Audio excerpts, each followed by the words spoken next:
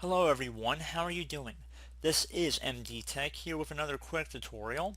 In today's tutorial I'm going to show you guys how to disable the Windows minimize and maximize animation on your computer. So whenever you open or close a window, normally it'll animate it as it's opening up. So if I open up File Explorer here and you see me minimize it, you see it briefly goes across the screen when it's minimizing, and then when it goes up, depending on how fast your computer is, it might be a little bit more visually appealing, but just to give you guys an idea, that's what we're looking at. So if you want to just make these windows hide or appear immediately after selecting it, this tutorial will be for you. So we're going to start by opening up the start menu, and you want to type in control panel. Once you search for that, you want to go underneath best match, which should say control panel. Left click on that one time to open it up.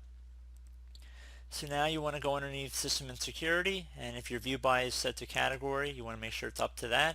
It could be large or small icons, you want to set it to category. Again, System and Security. Once you have done that, you want to go and left click on System right here. And then you want to left click on Advanced System Settings on the left side here.